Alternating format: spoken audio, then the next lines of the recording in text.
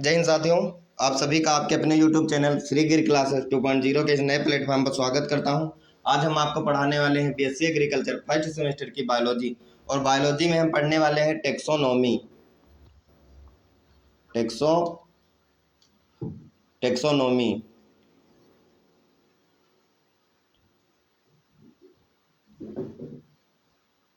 पढ़ने वाले हैं। टेक्सोनोमी टेक्सोनोमी को हम हिंदी में वर्गकी कहते हैं।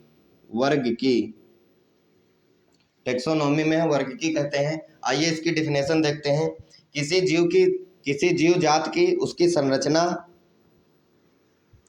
उसकी क्रिया, उसकी क्रियात्मक लक्षण व जैव रासायनिक क्रियाओं के आधार पर उन्हें छोटे बड़े समूहों में विभाजित किया जाता है। और जो जीवों को संरचना, क्रियात्मक और जैव रासायनिक लक्षणों के आधार पर उनको विभाजित किया जाता है, इसे हम वर्गीकरण कहते हैं। इसे हम जीवों का वर्गीकरण,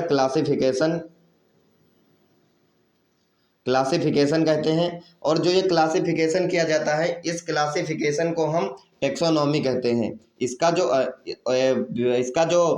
जो विभाजन किया जाता है, वर्गीकरण किया जाता है, इस वर्गीकरण को हम टेक्सोनॉमी कहते हैं, वर्गीकी कहते हैं। इसके विभाजन को वर्गीकरण कहते हैं।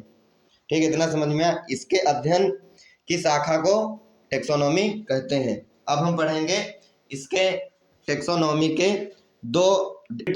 को दो विभागों में विभाजित किया गया है। टेक्सोनॉमी को दो भागों में विभाजित किया गया। इसका पहला होता है लघु वर्गीकरण और इसको दूसरा बांटा गया है गुरु वर्गीकरण।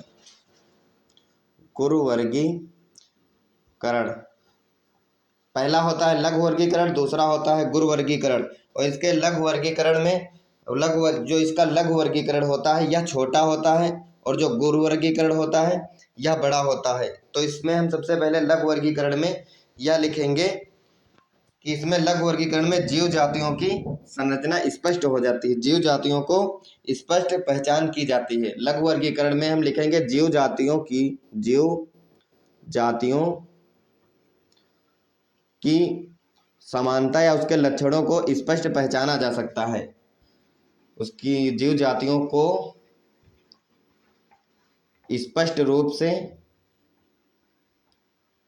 पहचान पाते हैं। लघु वर्गीकरण में जीव जातियों को स्पष्ट रूप से उनकी पहचान आसानी से की जा सकती है। लेकिन जो गुरु वर्गीकरण होगा, आपका जो गुरु वर्गीकरण होगा, इसमें जातियों को गुरु वर्गीकरण में जातियों को छोटे बड़े समूहों में बांटकर पढ़ा जाता है। छोटे बड़े समूहों में विभाजित कर दिया जाता है। इतना समझ में आएगा। इसके बाद हम पढ़ेंगे वर्गीकरण के उद्देश्य, कि जब भाई वर्गीकरण को क्यों किया गया, जीव जातियों को एक में ही क्यों नहीं रखा गया, सभी जीव जातियों को एक ही वर्ग में क्यों नहीं रखा गया। तो वर्गीकरण के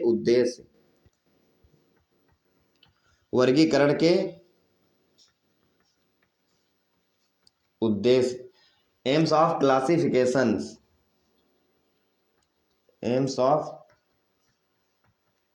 क्लासिफिकेशन लघु वर्गीकरण के। इसमें हम पहली हेडिंग डालेंगे अध्ययन में सुविधा।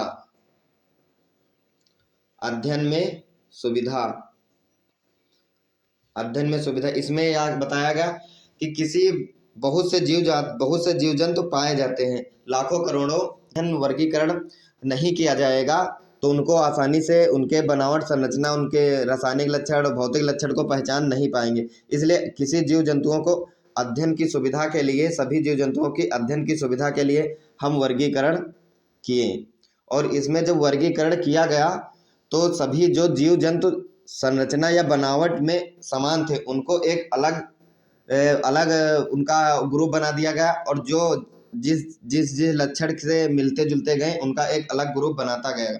जब अलग ग्रुप बना दिया गया सभी जीवों का, तो उसके अंतर्गत उन समान लक्षण वाले जीवों को उस ग्रुप में रख दिया गया। तो जैसे हमने इसमें उड़ने और इसमें ना उड़ने वाले जीवों को रखा, तो इसमें से हम जो उड़ नहीं पाते हैं उन जीवों में से किसी एक जीव का अध्ययन कर लेंगे। तो जब एक जीव का अध्ययन कर लेंगे तो इसके अंतर्गत जितने भी जीव आएंगे उन सभी का हम अध्ययन आसानी से कर पाएंगे। मतलब कि हम ये कह सकते हैं कि एक जीव का अध्ययन कर लेने से उस ग्रुप में आने वाले सभी जीवों का अध्ययन आसान हो जाएगा। मतलब हमें उनका भी लक्षण या रासायनिक लक्षण, भौतिक लक्षणों का पता चल जाएगा। अब हम पढ़ेंगे वर्गीकरण विज्ञान। इसके बाद देखेंगे वर्गीकरण विज्ञान। वर्गीकरण विज्ञान, वर्गीकरण विज्ञान क्या होती है? किसी जीव जंतुओं को उनका विशिष्ट नाम देना, किसी जीव जंतुओं को उनका विशिष्ट नाम देना तथा विशिष्ट नाम देना, और वो भी नाम उनके नियमों के अनुसार, कुछ नियमों के अनुसार। ऐसे नहीं कि आप जिस जीव को पाएं उनका नाम वैसे कर दिए, जैसे ना उड़ने वाले और उड़ने वाले, भक्षण करने वाले, नहीं भक्षण करने वाले, उनको एक अलग ग्रुप में रखा गया और इसको इस और अलग रखा गया और इनकी एक जीव विज्ञान की शाखा बना दी गई जिसे वर्गीकरण विज्ञान कहा जाता है। वर्गीकरण विज्ञान कहा जाता है। फिर अब हम पढ़ेंगे जो टेक्सोनॉमी है। इसके पहले तो आपको डेफिनेशन बताएं, हम उसमें और बताते हैं। टेक्सोनॉमी, वर्ग की, टेक्सोनॉमी वर्ग की, इसमें किसी जीव की नाम, पहचान, उनका वर्गीकरण,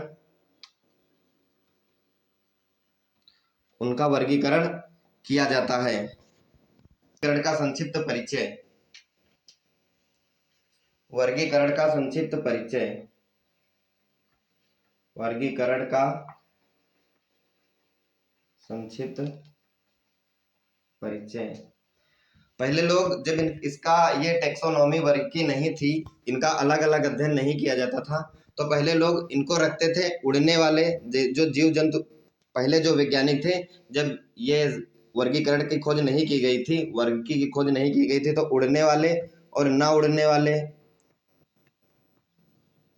उड़ने वाले ना उड़ने वाले, घातक अघातक, घातक अघातक, और भक्षण, भक्ष्य और अभक्ष्य, इस प्रकार से जीव जंतुओं को जाना जाता था।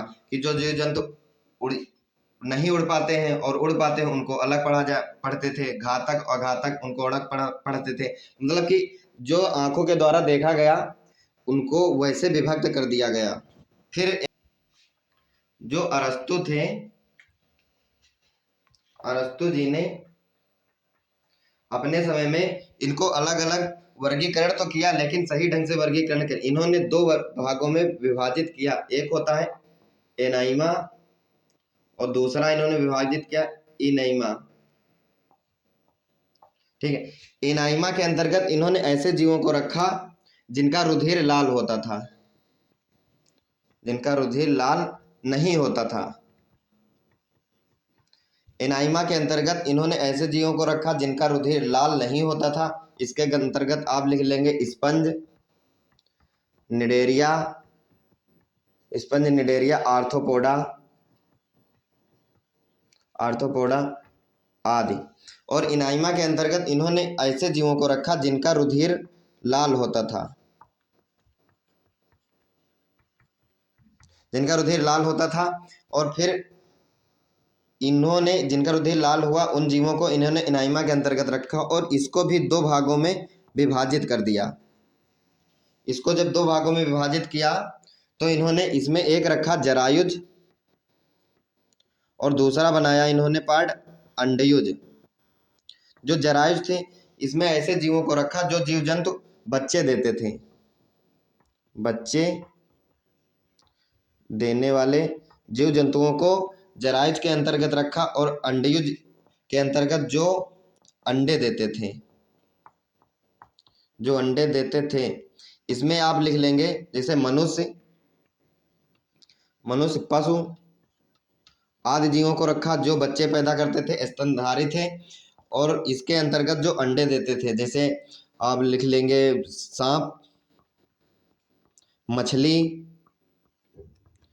व अन्य सरीसृप। इस प्रकार से इन्होंने विभाजित किया था। फिर एक वैज्ञानिक आते हैं कैरोलस लीनियस। आपके एक वैज्ञानिक आते हैं कैरोलस लीनियस। ये बहुत ही इंपॉर्टेंट है, आपके सिलेबस में भी दिया हुआ है। इसमें आप सिलेबस देखिएगा, उसमें दिया हुआ है। एक वैज्ञानिक है कैरोलस लीनियस। कैरोलस लीनियस ये एक वैज्ञानिक थे, कैरोलस लीनियस साहब। इन्होंने अपनी एक पुस्तक लिखी, सिस्टेमा नेचर। सिस्टेमा नेचर। और यह पुस्तक इन्होंने 1737 में लिखी, ईस्वी में लिखी। और इसमें इस पुस्तक का जो 10वां संस्करण था 1735, 1735 सही कर लें, 1735 होगा। सिस्टेमा कैरोलस लीनियस साहब ने अपनी एक पुस्तक सिस्टेमा नेचर को 1735 ईस्वी में लिखी। और इस पुस्तक का जब 10वां संस्करण जारी हुआ, 10वां संस्करण जारी हुआ, इस 10वें संस्करण में इन्होंने ये 1758 में जारी किया अपना 10वां संस्करण। इस 10वें संस्करण में इन्होंने 4236 जीवों की जातियों को अलग अलग भागों में विभाजित किया। और जो इन्होंने 4236 जीवों की प्रजातियों को अलग अलग विभाजित किया, यहीं से आधुनिक वर्गीकरण की नींव पड़ी।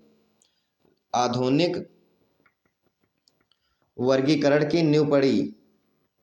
इसलिए इन्हें आधुनिक कैरोलस लीनियस साहब को आधुनिक वर्गीकरण का पिता कहा जाता है। तो आप लिख लेंगे आधुनिक वर्गीकरण का पिता किसे कहा जाता है। एक नंबर में आपके पूछ सकता है, आधुनिक वर्गीकरण का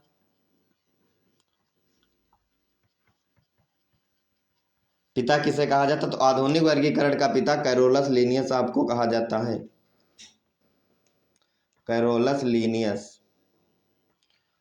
आधुनिक वर्गीकरण का पिता कैरोलस लीनियस साहब को कहा जाता है। Father of modern taxonomy. Father of modern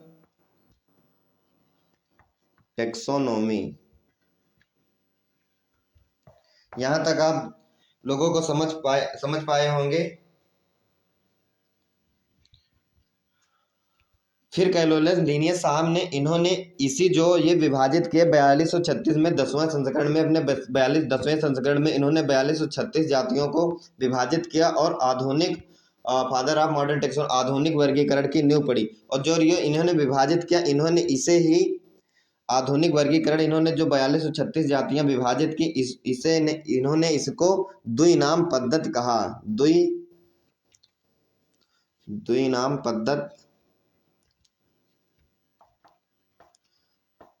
द्विनाम पद्धति कहा। और यहीं से द्विनाम पद्धति की नींव पड़ी।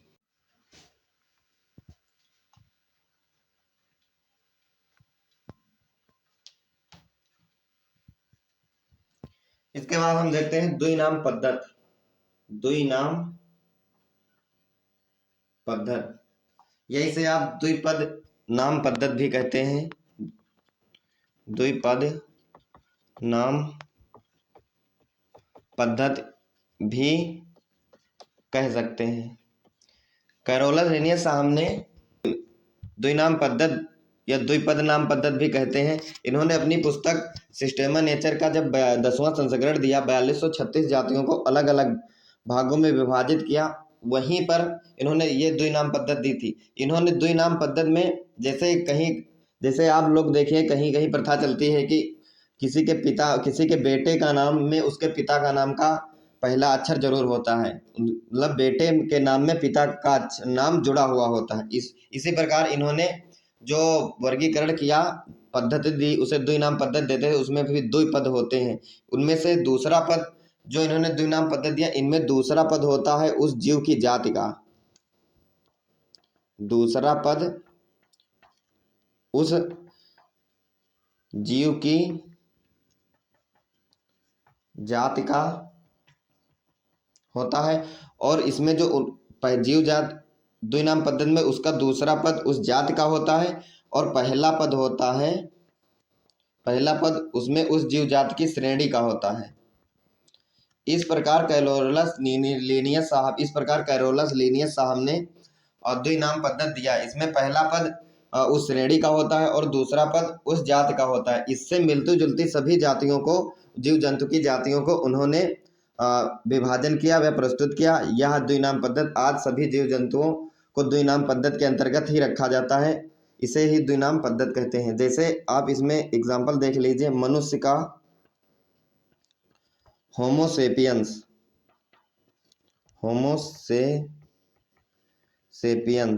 इसमें आप आज के लिए बस इतना ही।